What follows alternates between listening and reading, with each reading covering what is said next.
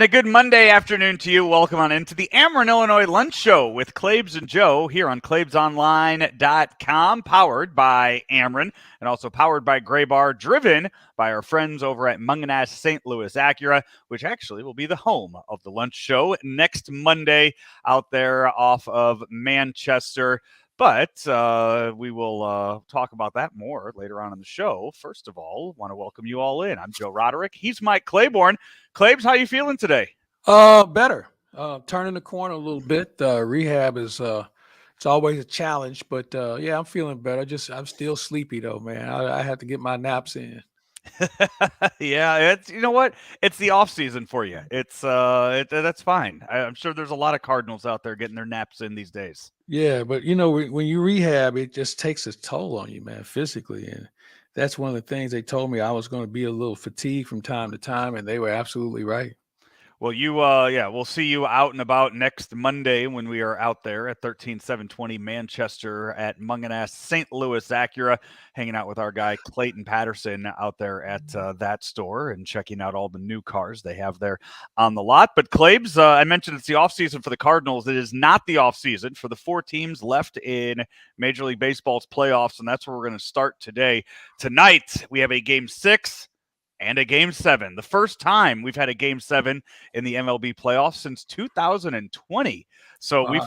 we've gone a few years now without this, without a do or die Game 7. And Claibs, I want to, from your standpoint, covering them, being a part of them for the Cardinals, go and now watching it as a fan. I'm sure it's a lot more enjoyable to go in there watching it as a fan than it is having to cover it and do all the work before. Yeah, it is in one sense where, you don't have any skin in the game. Win or lose, you're going to move on with your life. And kind of when you cover a team, but, it's always interesting to see the mindset of a team when there's a deciding game on the line. Are people different in their approach? And most of them aren't. But, there just seems to be that sense of tension and knowing that, the most minute mistake could cost you. But there's nothing you can do about it. You just have to do your job. But it is a little bit of a different experience for me. And you know what? I'll just say may the best team win is what I look at. I mean, obviously, I'm rooting for Houston.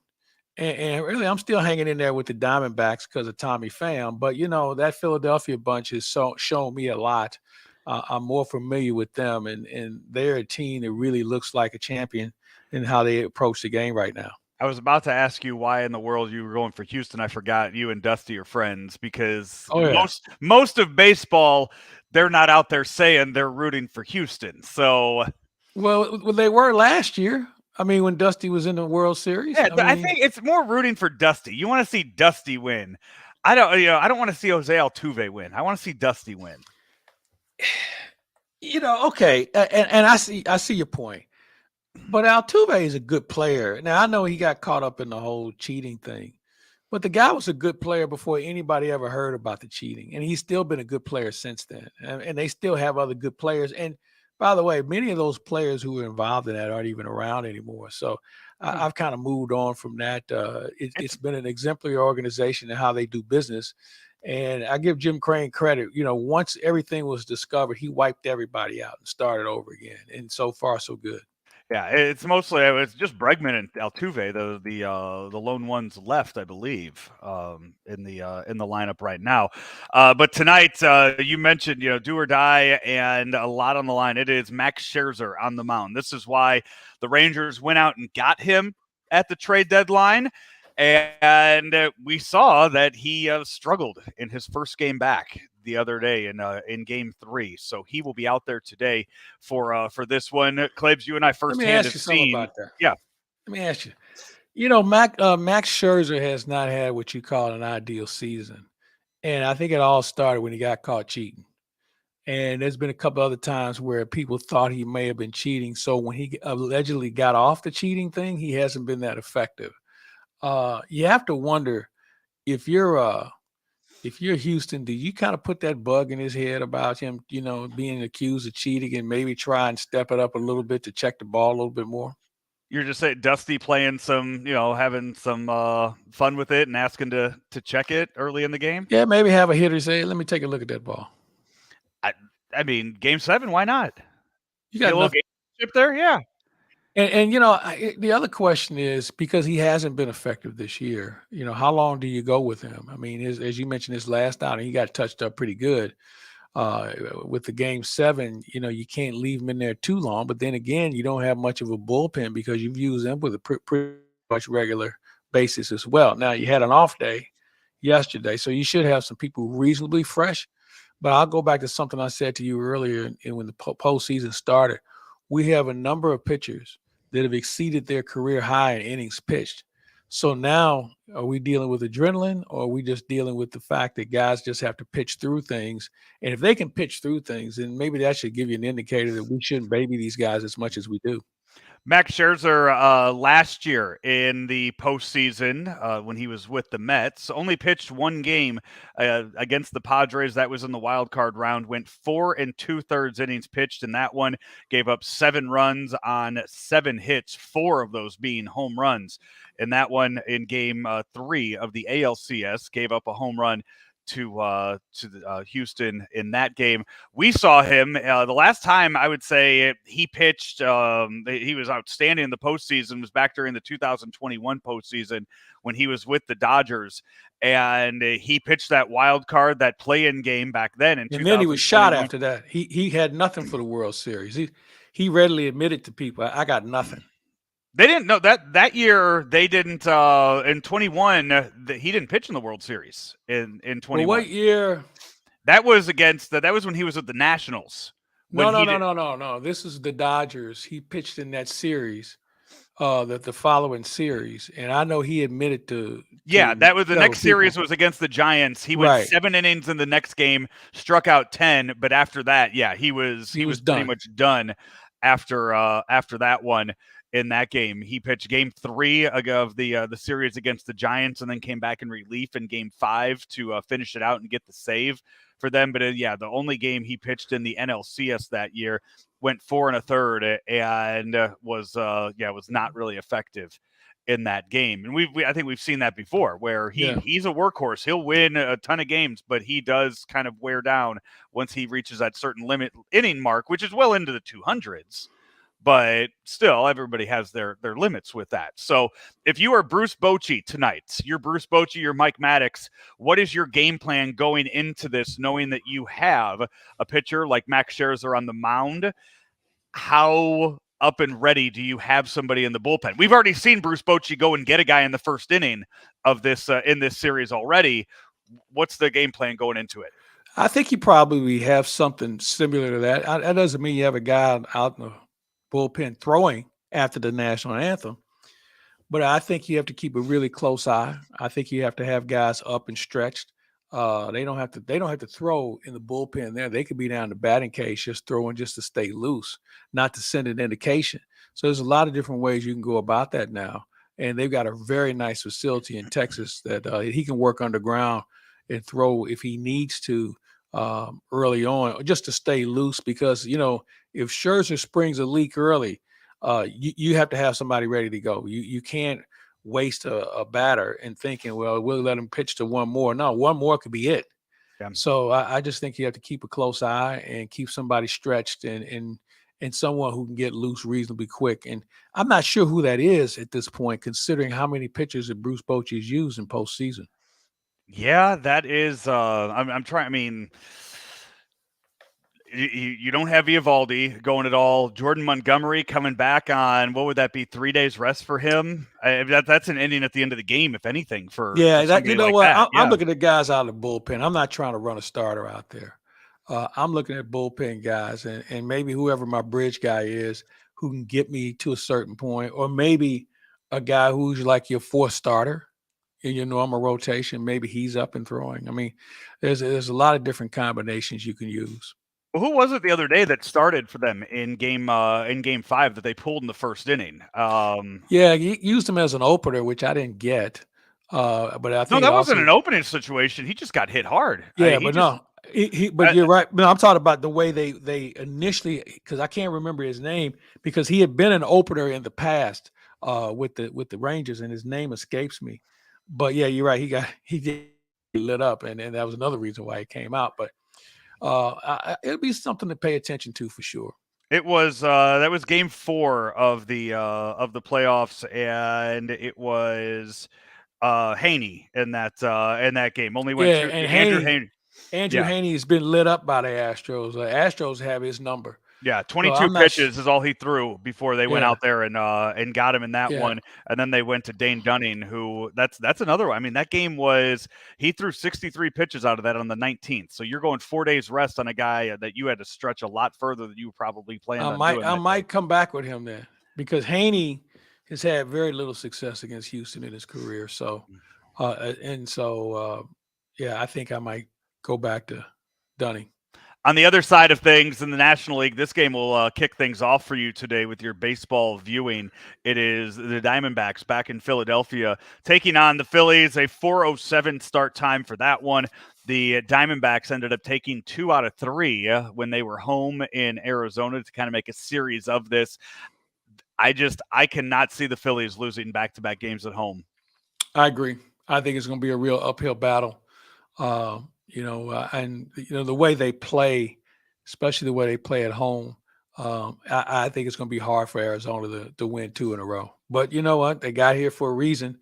Torey Lovullo wants everybody to believe that they're just not lucky, and there's some credit, some credibility that comes with that. But I just think the deck is stacked against them the way Philadelphia's starting to swing the bat because they're getting it from everybody now. They're not just counting on Schwarber or Harper. They're up and down the lineup guys are making a contribution. And, one of the things about this Philly team that we don't talk enough about, when it comes to free agency and signing players, spend some money. Well, they spent money and guess what? It worked. Mm-hmm. And then, but here's what they did also. 6 of their 8 starters are former first-round draft choices, okay, with different organizations. Now, they have 2 of their own in Bohm and Stott, but everybody else is a former first-rounder for somebody. When you look at Schwarber, you look at Castellanos, you look at Bryce Harper, you look at Trey Turner, you look at the 2 guys I just mentioned, the third baseman and the second baseman. That's 6 guys that are former first-rounders. And so the pedigree for those players is one of which that says, well, we know they're good. And the reason why they're there, it wasn't because they weren't bad players. They just got paid more money than the previous place they were in. So there's a method to their madness, but it says a lot about the investment they made in quality free agents, but also the investment they made in their own personnel, having 2 first-round picks starting for you, on a regular basis. And I think that says a lot about the construction of that organization. Yeah, that lineup, when you look at it every day, I mean, the way that somebody like Castellanos has hit this entire, towards the end of the year, postseason, you got him batting 7th, 8th in that lineup. It is, just to have that kind of power down there. You can't take. There's no easy out. There's no easy out. You're right. There's no easy out. They give you some tough outs, and you can say, what about Schwarber? The guy led the league in strikeouts and was second in the league in walks. So he gets on base, throwing the 40-plus home runs that he hits. He's a very good base runner and could play the outfield for you on a regular basis. Remember, a couple of years ago, I suggested that the Cardinals sign him. Mm-hmm. I was all over him, but they went in a different direction. You can't tell me Schwarber would not have made this team better playing at left field. Yeah, the only reason he had to play the outfield, he defensively, numbers wise, he is a negative defender, but he went out there. Did you see who we had playing left field this year? I'm aware. I'm not saying right. I'm not. No, I'm just saying from his standpoint of being able to play out there, he makes up for it with his offense.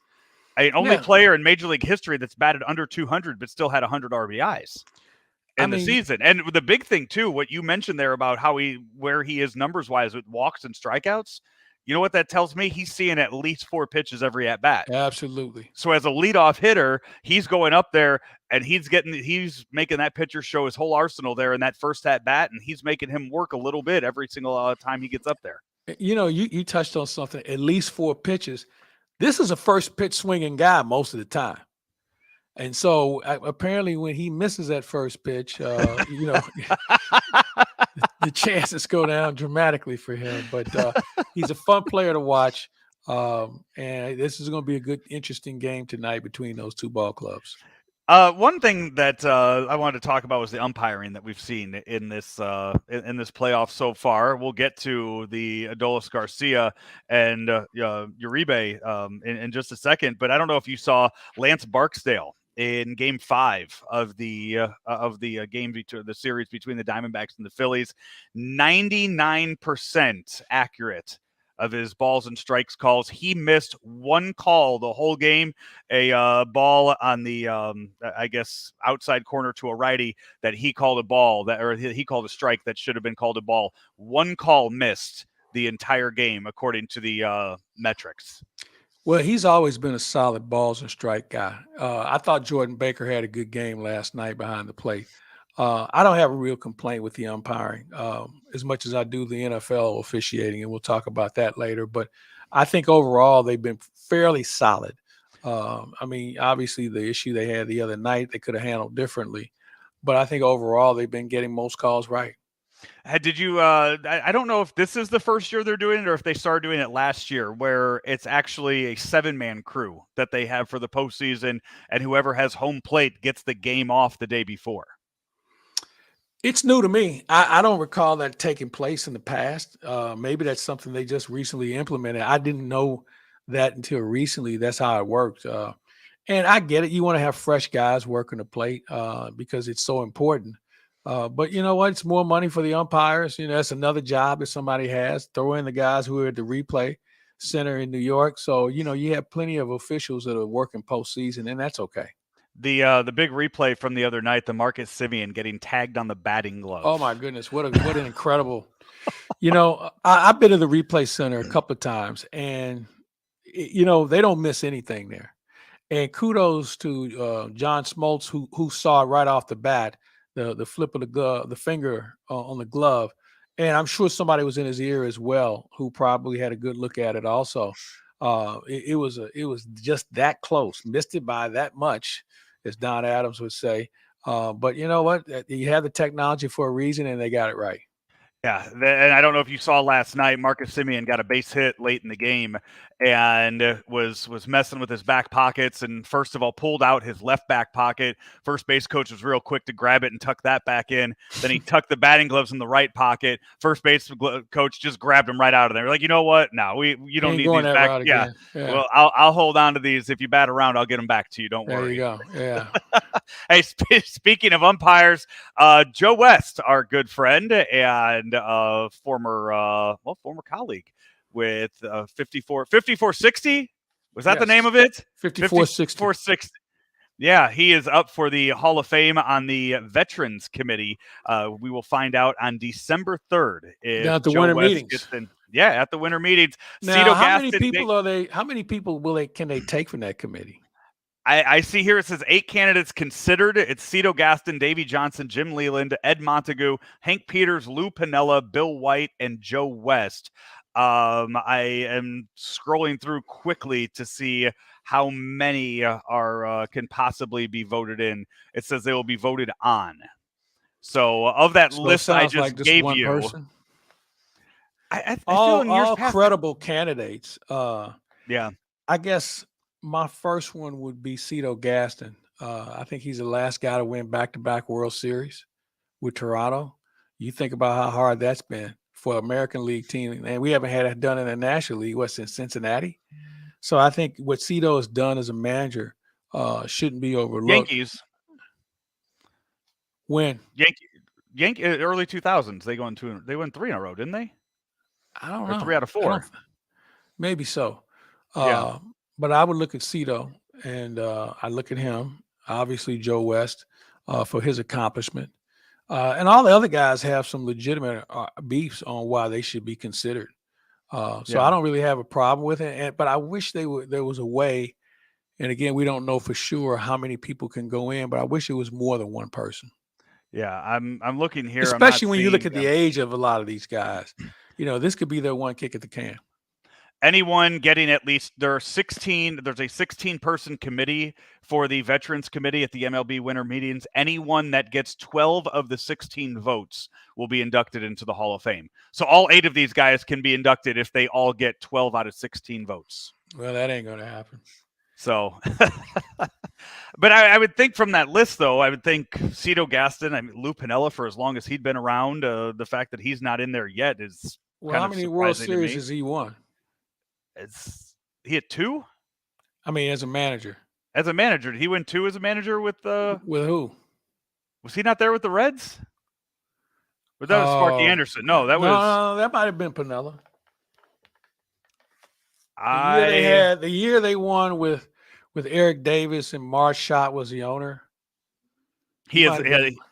Let's see. Then he won it in 1990. That's the only time. Okay.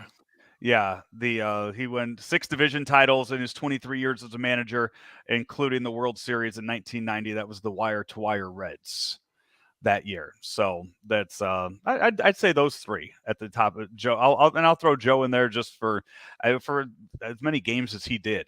I mean, take aside the personal relationship that we had with him. When you do that many games and you're the all-time leader in that, I feel like that holds a lot of credibility to getting in on first ballot. So, hey, tonight, before we wrap it up tonight, you have game 6, game 7. Who are your picks in the 2 games tonight? I'm going to go with Philadelphia and Houston. All right. I think Phillies wrap it up too. Yeah, I don't think we have baseball tomorrow at all for a few days off. Thursday started the World Series. Thursday or Friday? I would think it would be Friday. Friday, Friday, October 27th, game 1 of the World Series. Hey, let's take a break. I believe you and Bob Nightingale probably touch base before game 1 of the World Series. Another edition of Good Nightingale, brought to you by the friends out at Fast Eddie's Bon Air Claibs out there in Alton, Illinois. Alton, Illinois is where you can find them. The peel and eat shrimp, the Fat Eddie burgers, the cold beer, the live entertainment. It is a stopping point for most in that neck of the woods. They already know about it. If you haven't been there yet, then you're really missing out on some of the things I just mentioned. They have plenty of TVs to take in the games. You can even make it a date night. I mean, there's a lot of reasons why people have found Fast Eddie's to be one of their mainstays. You should swing by and find out why everybody else thinks that way. And maybe once you do, you'll be next at Fast Eddie's Bon Air in Alton, Illinois. We'll talk a little football when we come back. It's the Ameren, Illinois Lunch Show with Claibs and Joe here on ClaibsOnline.com. Are you ready for a challenging and rewarding career? There are quality jobs in the construction industry. I got out of college and my career choices were very limited, and this provided me with a plan for the present and the future at the same time. I actually have a bachelor's degree in psychology, and I was making less than I make as a first-year apprentice painter. I didn't go to college. I have no college debt. I make more money than the majority of people I know that went to college. Take your first step towards a rewarding career. Visit stlouispdf.org. Back here, it's the Ameren, Illinois Lunch Show with Claibs and Joe, powered by Ameren and also our friends over at Gray Bar, and driven by Munganess St. Louis Acura. Claibs, we touched on Good Nightingale, another show that you will have this week. We'll be Huddle Up with Howard Richards, the Mizzou Hall of Famer, and I would say probably one of the happiest people in all of the St. Louis area right now for how his Tigers are playing out there in Columbia. Well, they're beating the people on the schedule, and that's all you can ask them to do. Good win against South Carolina, obviously. South Carolina struggling this year. But, as I mentioned, they're beating the teams that are on the schedule. And some people would say, well, the non-conference schedule wasn't. Well, who cares? Everybody has a weak non-conference schedule, in my opinion. But, they have a good test coming up against Georgia. And that's one at Georgia. And to be honest with you, I really think they have a legitimate shot. I know they're going to be rested. They'll have a good, clean look at Georgia after this week. But they're doing a lot of things right. If they stay away from the bad penalties and beef up their tackling a little bit, I think that they can make this more than just a game. They have climbed up to number 16 overall in the rankings. Georgia this weekend, they have Florida on the schedule. That's again, always a scuffle. Yeah, and you mentioned Mizzou's going to be coming out of their game or coming into that game very well rested, where Georgia is going to have a fight on their hands this week. So, oh yeah, I mean they're playing between the hedges. That's a traditional battle between those two schools. So, or are they playing in Jacksonville? No, this game's in Florida. Yeah. Okay. All right. Or because normally they played in Jacksonville. So are they playing in Jacksonville or are they playing in the Swamp? I'm looking here and I'm not seeing a venue for that game. So I don't. It says they're calling it the cocktail party. So that's always in Jacksonville. So. Yeah. Let me tell you, that's one of the great events you have to go to in the SEC is just to see how they carry on at that thing. And it doesn't make a difference what year it is. It's the same party every year. Just different people attended. So let me ask you this, as we are, several games now, I mean, more than halfway in to the season now for Mizzou. What's different? What's changed so much at the school this year compared to previous years now with Eli Drinkwitz having this team have the record they have right now, being 7-1? Well, I think it's a combination of a few things. One, you've been reasonably injury free. Secondly, you got players that now have been through your system and now have bought into it. Thirdly, you have some guys who have really stepped up their game defensively. And I think fundamentally they're just a better team. Now, they still take a bad penalty from time to time. But I think when you look at them, they've shown different ways in how they can win football games, whether it's their defense. They gave Kentucky a 2-touchdown head start, and then all of a sudden they shut the door on them. You saw what they did to South Carolina early in the game. Their defense has been really solid. But I really go back to the offensive line really making plays, not just the running game, which you're going to need against Georgia, but the way they have given Brady Cook protection and given him options to run as well. I think that's been the key to this team, the offensive line, because as they go, so does the program. We have one, two, three. We have 6 remaining undefeated teams I'm sorry, I guess 7 if you count 8 if you count Air Force and James Madison also on that list. But the top 6 in the polls right now: Georgia, Michigan, Ohio State, Florida State, Washington, and Oklahoma. Let's start first. That Ohio State Penn State game, that was 2 undefeated teams going at it, and that was not a pretty game. It was brutal, and everybody kind of predicted it would be that way, that it was going to be a defensive struggle, and it was. Penn State has no offense to speak of. How they've gotten as far is a mystery to me because their offense is putrid, and there's no other way to look at it. They have to figure some things out. They want to be considered credible. Ohio State is not much better offensively. They have some weapons, obviously, with Marvin Harrison Jr., but they just don't. They don't sizzle for me. I mean, there's something missing with them. I mean, they won some big games, but they just don't have the oomph that I think people look for from an Ohio State team. And you know what? I'd almost be willing to say the same thing about Michigan. Now, I know they're rolling it up on some people, but think about who they're rolling it up on. I mean, they're not dominating teams. They're dominating teams that had nothing coming before the opening, whistle. So I'm not sure how to judge them. And Georgia is number 1 because they just haven't lost in the last couple of years. Yeah. Michigan, to Michigan's credit, and there was a story that came out about Michigan this past weekend stealing signs, sending employees to opponents' games to go there and scout ahead of time with sign stealing. They've allowed the most points they've allowed in a game this year is 10, and that was to Minnesota. They won that game 52-10. So nothing. They have not allowed 2 touchdowns in any game. I mean, they've barely allowed teams to score twice. So who's the toughest team on their schedule so far? Michigan State. Who on Michigan's schedule so far? Yeah. That's what I thought. Okay. I'll read it. East Carolina, UNLV, Bowling Green, Rutgers, Nebraska, Minnesota, Indiana, Michigan State. You tell me. There isn't one. Yeah. And that's why I wonder about them also. But you have another now controversy surrounding Jim Harbaugh at that university and his coaching staff and his program with that, to where Michigan State reportedly was about to refuse to play. And judging by the score, they might have done that anyway. Yeah, I think some of them didn't get the memo. I think some of them already took the night off. There's always an issue with Harbaugh. And he seems to dodge a bullet. I know he wants to stay there. He has kids still going there. And I know he wants to go back to the NFL as well. So, you know what? He'll stay one step ahead of the posse. And I think the other thing you have to take into account, who listens to the NCAA anymore? Right. I mean, they are a toothless tiger as far as I'm concerned. We talked last week when we were talking about NFL vacancies and talked about who would jump into some of these spots. So let me throw this idea out there, because now you have another dark cloud hanging over Jim Harbaugh and his program in Michigan. What if he goes back to the team he played for in the NFL? What if he goes to Chicago and becomes the next head coach of the Bears? That's something that I think is very possible.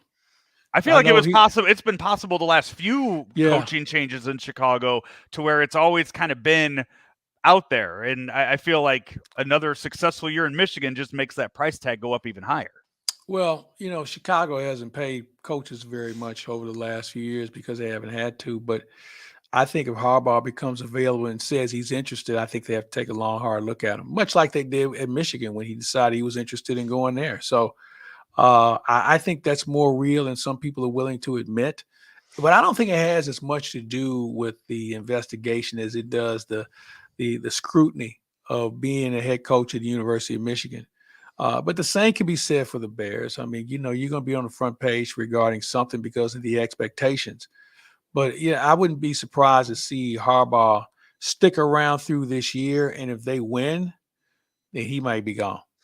Another ugly game in college this past weekend, Washington and Arizona State. I know you wanted to get into officiating at the NFL level or just football in general, but a controversial call at the end of that one led to Washington getting a late score to win that game. I don't know. Has the game become that much difficult to officiate, or are we just paying closer attention to it because we have different replay angles to use? But it's bad up and down, man. I guess realistically, there probably aren't enough good officials to go around for every game.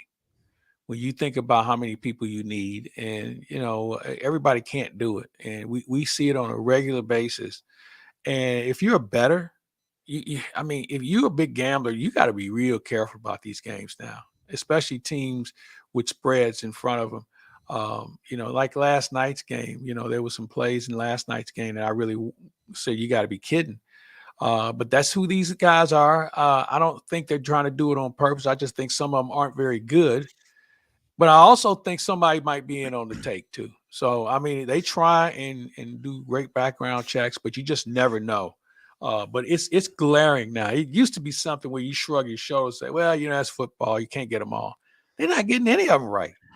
And you mentioned the technology to be able to see more stuff. How many extra officials have we added in football over the last 10, 20 years? Well, you still have the same amount of crew members on the field, but you now have the replay officials that are they've added one out there on the crew, haven't they? I don't believe so. But still in all, even if you add one, then that tells you how bad you really are because you're getting worse. Yeah. I don't think they did though. I know from a replay standpoint, I think what they probably should do, and you hate to see this happen, that replay official's got to buzz with referee and say, hey, we need to take a look at this play. Mm-hmm. Instead of somebody throwing a challenge flag out, hey, look, let's just get it right. Okay. But here's a problem you run into with that. These football games last way too long as it is.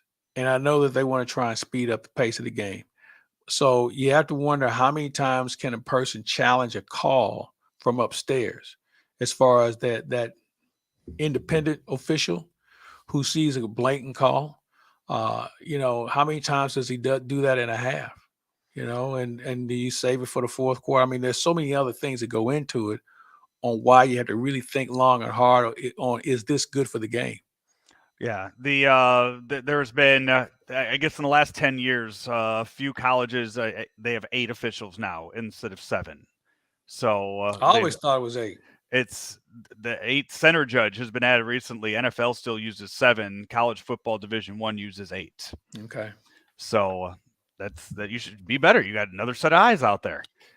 Yeah, well, they're not getting it right as much as they need to.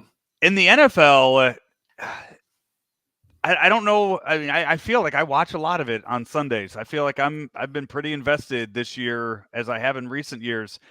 And it seems like it's just not as exciting of a product this year as it has been. There's a lot of exciting players throughout all the NFL, but it seems like just across the board, it seems a little more watered down and a little more boring than it has been in previous years. And I know scoring is down across the NFL, just across the board, but I don't know if it's just a case of defenses are caught up now, and now we got to wait another 2 years for the offensive coaches to figure it out and get ahead of them. if we're just in that kind of a lull right now. I just think this is just bad players and bad coaching. I mean, you look at some games, and I know the heat's on in Pittsburgh on their offensive coordinator, but I mean, you look around, the game is trending so young. You have so many guys that are trying to learn on the job. You have coordinators that are inferior to their job, and rightfully so, bad officiating. And I think it's a combination of things. This is a very young league now. And I think there's a lot of mistakes that are being made on both sides of the ball. And I think it's a byproduct of how the game is being taught at the lower levels, whether it's JFL or high school or college. Games being taught and coached differently than what it used to be. And I think now we're seeing the remnants of it. And it's not a good product, despite what the NFL tells you. You have one more game tonight, 49ers and the Vikings up in Minnesota. But so we are 7 weeks now into the NFL season. 49ers still your number one team, or are you seeing something out of maybe the Chiefs now on a 6-game winning streak? The 49ers show me the most and how complete they are. The Chiefs have been on a really good roll, as you mentioned. It's hard to disagree with them. I'll tell you a team that you got to be scratching your head on is Buffalo. I mean, You lose to the Patriots, and you haven't looked good virtually all year, with the exception of the one game against Miami. So that's a team that I'm a little concerned about. You have some crossroad teams like Cincinnati. Who is Cincinnati at this point? Is Baltimore as legit as they showed yesterday? And is Detroit as bad as they were yesterday? So there's a lot of question marks that still are being answered. And then you have some other teams who you just have no idea who they are anymore as far as their personality is concerned. So a lot of things still to be determined as far as the NFL is concerned. But I think after this week, we'll see true separation between the good, the bad, and the ones that are playing for the draft next year. If we can give the Eagles and the 49ers a pass on losing the last week to the Browns and to the Jets, I think we can give a pass to the Lions on losing to the Ravens. And the Ravens are a good team. Ravens, no, you're right. Yeah. So I think you could just look at that and you could just say, you know what? Hey, bad week. All right. It happens. Everybody has one. Yeah, so I think you give them a pass on that. As far as everybody else goes in that, I mean, you mentioned some of the top ones there. Miami, Philadelphia could very well be a Super Bowl matchup that we see again down the line. You saw two good teams play Sunday Night Football last night. That was a fun game to watch. But yeah, you get outside of some of those conference division leaders right now. Some of these teams that are in the mix for the wild card, not a whole lot that you look at that really makes you think that they're contenders. Yeah, it's almost like, man, we really don't need wild cards this year because these teams aren't very good. Yeah, you're right. And now there'll be some excitement down the stretch, obviously, but those teams just haven't shown me anything yet. Now, that doesn't mean some teams can't get hot. Stay away from the key injury. You have some good teams on the schedule that you can face that you think you can win against. You can climb back in it. I mean, this thing is not out of reach for anyone right now. Also, Aaron Rodgers. I just want we haven't touched on him lately, but he really does think that he has a chance at playing this year. Who cares? I mean, I shouldn't say that. I'm not sure between Aaron Rodgers wanting attention and Travis Kelce trying to avoid attention. Yeah, he might be available, but to do what? I mean, he has an Achilles tendon. All right. This is not something that you just get up and start, doing your thing with. But we'll see. I mean, I think the key is that the Jets can stay close. In spite of Zach Wilson, it could be interesting for the Jets down the stretch. But they have to stay close, and they're going to have to win because of their defense, because their offense isn't very consistent right now. We will take another break here on the Ameren, Illinois Lunch Show with Claibs and Joe. We're powered by Ameren, Illinois and Gray Bar, driven by Munganass St. Louis Acura in this show each and every Monday here on ClaibsOnline.com. Let me get this straight. Gray Bar is a distributor? Yep. For more than 150 years, we supported electrical and datacom projects all over the country. So you can get me products wherever and whenever I need them? Yep. Thanks to our expansive national logistics network. For any industry? Yep. From construction sites and industrial plants to schools, hospitals, and just about everything in between. So you could say Gray Bar is much more than a distributor. Yep, you could say that. They really do it all. Yep. When you need a hand powering, connecting, or maintaining your operations, join the thousands of professionals who rely on Graybar to help keep them up and running. Yep, Graybar does that. Back here, final segment of the Ameren, Illinois Lunch Show with Claibs and Joe. I believe the folks out at Ameren, Claibs, back in the summer when I did the life of a linesman, I know the weather's starting to get a little colder, especially in the mornings, but I believe that they are planning on having me come out there again November, December, around there, and do another run of it when the weather's colder, and see what that's like. Well, enjoy yourself. Yeah. That's all I can say. You got to come out and actually watch it on that one. You'll be fully recovered and well, running you know by how then. I am about weather, so Yeah. I mean, it's a lot of things have to happen. But I certainly admire what they do, and when you think about Ameren in that regard, you sometimes take things for granted until you realize how important what they do is to your way of life, and how trained they have to be. I mean, everybody can't do it. You're looking at a person right here that can't do what they do, but they are truly trained professionals, and they have a lot of awards and a lot of recognized situations that they've been part of to show you that we have some of the best right here in our own backyard. Claibs, wanted to end it here with a little hockey talk and a little soccer talk. I don't know if I know you got the people can't see that off screen there for you. You have the bracket up for the 2023 MLS playoffs. You have it hanging there it's right in over your here. office. Yeah, it's right over there. As you are locked in to all things with STL City SC. Claibs, did you know that the playoffs, they begin this weekend? That's right. Yeah, for that. Well, they have the play-in game. What is it, tomorrow or Wednesday? Yep. And then the city gets their first crack at postseason this weekend. Claibs, the first game for STL City SC is going to be at 9 p.m. A home game at 9 p.m. Look, you don't want me to start off on this, do you? Do you I really? do. I do. I enjoy. I greatly enjoy when you do go off on this. So I don't. It is the 29th. So that's Sunday. Sunday is the first game at 9 p.m. So one of the final days of October in St. Louis, they're going to play an outdoor soccer game starting at 9 p.m. Yeah, I don't get that for a lot of different reasons. They've always started games late or later than we're accustomed to in this part of the country. I don't understand the process on why. I mean, okay, if you want to go up against Sunday Night Football, that I get it, but start a game at 9 o'clock for young fans does not work. Okay, and maybe they say, well, we don't have many kids that can afford to come to the games anyway. I don't know what the purpose is, and it's not obviously a mandate by our team. This is a league mandate as far as scheduling is concerned, but I don't understand why somebody thinks it's a good idea to have a game start. Now, we don't even know who the opponent is. We won't know until Wednesday. But I would assume one of those teams, I think San Jose is one of the teams. San Jose or Kansas City, yeah. Okay, so I get if San Jose were to win, then obviously, the time change would be favorable for them. But if you're playing Kansas City, it doesn't make any sense to me. But then again, they haven't asked me my opinion on one thing about this whole league, so I'll just keep it moving. I'll be doing something else, I can tell you that.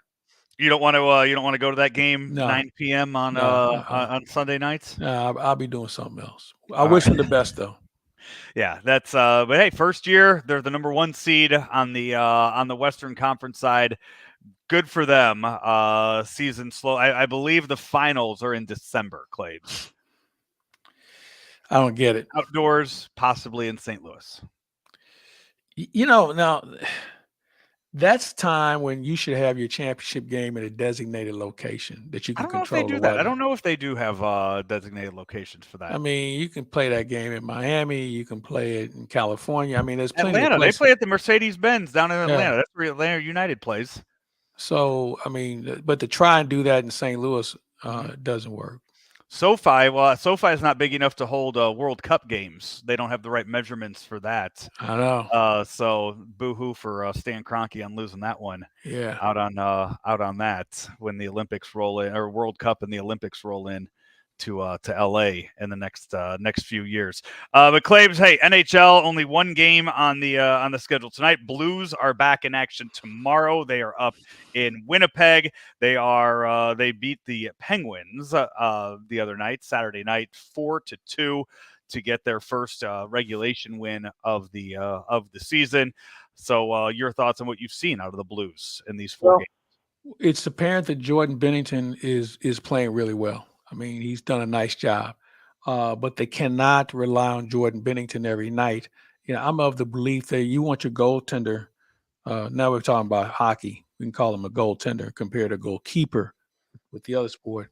Look at you with your soccer lingo. He needs to make at least one exceptional save a period, okay? And then everything else should be okay. But, he's been good. I still think this team is lacking some internal toughness as far as going to the net harder and controlling the puck and fighting for pucks. It's still early, and they're trying to figure out who can play with who.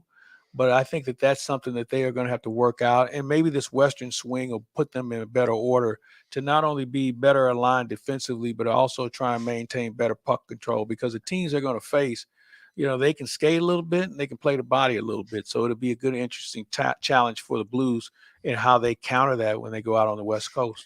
Yeah, they're at Winnipeg, at Calgary, at Vancouver, and then at Colorado before they come back home on November 3rd. This is a trip that you could easily come back without points. Yeah, if you don't watch it. So a rough stretch for them. And then they have another one of those West Coast road trips in November too, out there in California. So back those are really close to each other. Beginning part of the schedule. I haven't looked at that deep into the second half of the season, but hopefully that just means a lot less travel later on in the after the All-Star break for them down the stretch. Claibs, what else you got on your mind today? A nap. Listen, man, this healing thing, man, it just wears you down. We're going to try and connect with Jamal Mayers hopefully today. Bob Nightingale will visit with tomorrow, probably. We may see, depending on whether we have a Game 7 or not. Later in the week, we'll definitely talk with Howard Richardson, huddle up with him. And what else do we have going? We have Dr. Cedric the Entertainer up right now on the website. Check that out. That's a lot of fun. Have been efforting to try and get in touch with Charles Barkley to see if he's available, as the NBA is just around the corner. So we've got a few things we're working on, and hopefully we'll have some good news here in the very near future. Very nice. Until then, I believe Rammer and I will have 1 or 2 daily cards, playoff editions this week. And the two-man game is about to make his triumphant return. That's true. Rockio and Rammer getting at it again for the NBA season. So until then, he is Mike Claiborne. I am Joe Roderick. This has been another edition of the Ameren Illinois Lunch Show with Claibs and Joe here on ClaibsOnline.com. Hi everybody, I'm Peter Munganast with Munganast St. Louis Acura, here to talk to you today about some benefits of Acura's certified pre-owned program. After passing a 182-point multi-point inspection, Acura backs all of our certified pre-owned cars with a 6-year 100,000-mile limited warranty and a 7-year 100,000-mile powertrain warranty. Munganast St. Louis Acura has new inventory arriving daily. Come on into Munganast St. Louis Acura today, meet our award-winning team, and find that perfect certified pre-owned Acura for you.